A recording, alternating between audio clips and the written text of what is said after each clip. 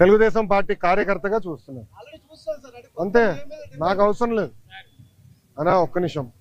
చంద్రబాబు నాయుడు గారు నాకు ఏ బాధ్యత ఇచ్చినా అహర్నిశలు నేను కష్టపడతా, పని చేస్తా, పార్టీని బలోపేతం చేస్తా. అంతేగాని పార్టీకి చెడ్డ పేరు మటుకు నేను తీసుకురాను. మీరు చూశారు పాదయాత్రకి వెళ్ళా, నా వల్ల పార్టీకి ఏనాడు ఒక ఇబ్బంది కలగదు. నేను ఒక క్రమశిక్షణతో పార్టీ నాకు ఇచ్చిన ప్రతి బాధ్యత నేను నెరవేరుస్తాను, కట్టుబడి ఉన్నా.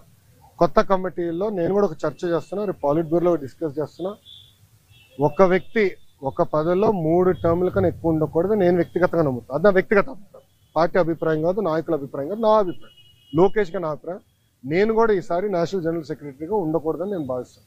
ఎందుకంటే 3 టర్ములు నేను అక్కడనే ఉంటున్నాను, వేరే వాళ్ళు కూడా అవకాశం రావాలి. గ్రామ పార్టీ నుంచి పార్టీలో మూవ్మెంట్ పాలిట్ బ్యూరో వరకు రావాలనేది నా లక్ష్యం, నా ఆలోచన. రైట్ ఆర్ రాంగ్ అది పెద్దలు నిర్ణయిస్తారు, నా ఆలోచన అది.